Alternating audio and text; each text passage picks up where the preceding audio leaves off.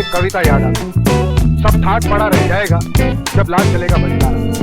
मैं तो चाहता हूँ कि तुम पल पल करके करो, जैसे कागज से बूंद बूंद पानी टपकता है और फिर कागज खाली हो जाता है। हाँ तो बताओ सिंह साहब, तुम्हें पहली गोली कहाँ मारी? रखना ठीक रहेगा?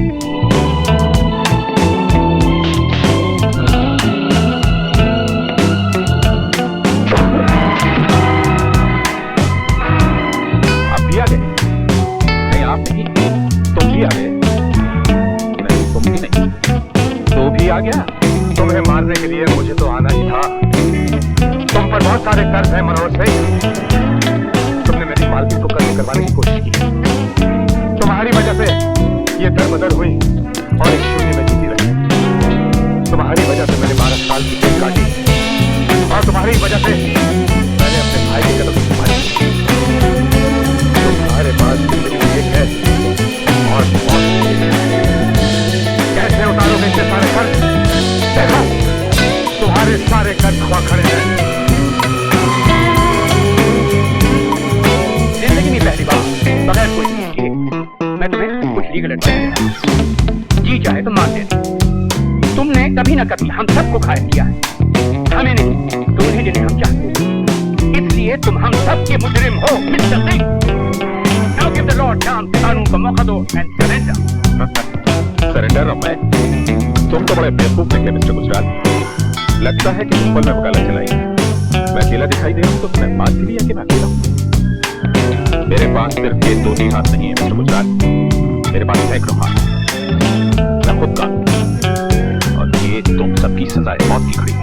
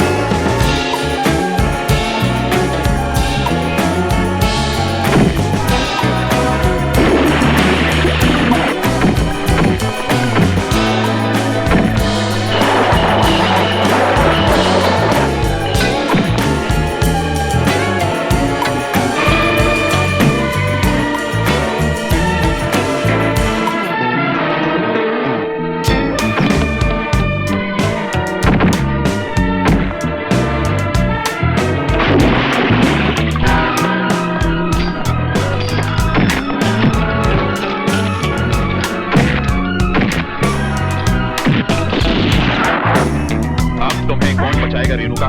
मालकिन को मैं बचाऊंगा मनोहर सिंह।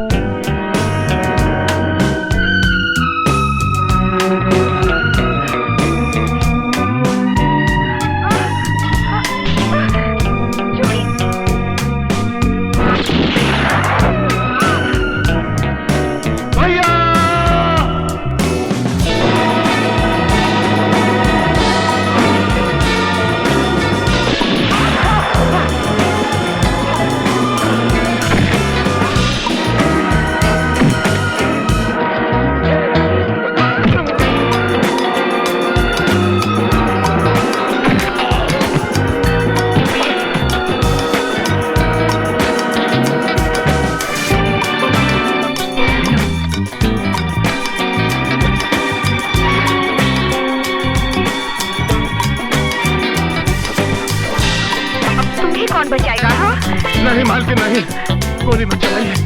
इसकी सिफारिश मत करो तुम।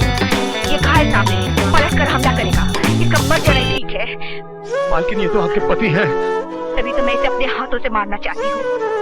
इसकी विधवा कहलाने से भी मेरा अपमान नहीं होगा, मगर वो अपमान इसकी पत्नी कहलाने से बहुत छोटा होगा। जरा सोचो तो, ये वो है जिसने अग्नि को साक्षी मानकर मेरे मान सम्मान और मेरे जीवन की रक्षा करने की शपथ ली थी। मगर वो तो सब ठीक है मालकिन, लेकिन आप तो नारी हैं और नारी पृथ्वी होती है मालकिन, जीवन के अंकुर की रक्षा करने वाली, जीवन के अंकुर को पालने वाली, चिन्हाने वाली। अगर नारी जीवन की रक्षा करना छोड़ दे मालकिन, तो मानव जाति का कोई भी भविष्य नहीं रह जाएगा। इस आदमी को जिंदा रहने दीजिए मालकिन। इसका दंड यही होगा कि ये जिए, जीवन का पल पल मौत से भी ज्यादा जहरीला हो, ज्यादा कड़वा हो। ये तो मिलन की घड़ी है मालकिन। इस क्षण के माथे पर इसके मैले खून का तिलक मत लगाइए मालकिन। रवि, हथकड़ी लगाओ। चलो रवि, मैं डॉक्टर बुला रहा हूँ। नहीं वकील साहब, मेरा डॉक्टर मेरे पास है। रोहन मेरा डॉक्टर है और पायल मेरी दवा। तुम दोनों एक साथ कितने अच्छे लगते हो। विद्या, गुजराल साहब के पास यशोदा मैया है, मालकिन के पास उनकी यादें, लेकिन तुम अकेली रह गई हो। जिंदगी की उलझन में मैं तुम्हें यह बता ही नहीं पाया कि मेरी आत्मा सिंदूर लिए तुम्हारी मांग ढूंढ रही है। मैं तुम्हें वचन देता हूं, तुम्हारी मांग भरने के लिए मैं फिर जन्म लूंगा। मुझे छोड़ के मत जाओ भैया। रोहन, मैं तुम्हें छोड़ के नहीं जा रहा हूं। तू तो मेरी जान है। मैं हर रोज सूरज के साथ ये देखने के लिए आऊंगा कि तू कैसा है। मैं चांद के साथ रोज तेरे कमरे में झांकने के लिए आऊंगा कि तू ठीक से सोया है या नहीं। मैं तो सिर्फ दादा का शुक्रिया अदा करने जा रहा हूं। मैं फिर लौट के आऊंगा पायल की गोद में, मालकिन का दुलार पाने के लिए, यशोदा मैया का आशीर्वाद लेने के लिए। रोहन, तुम मुस्कुराते में बहुत अच्छा लगता है। मैंने भगवान के तो कभी दर्शन नहीं किए भैया, लेकिन अगर मैंने कहीं देखी तो फौरन पहचान जाऊंगा, क्योंकि वो आप ही जैसे होंगे। भगवान को तो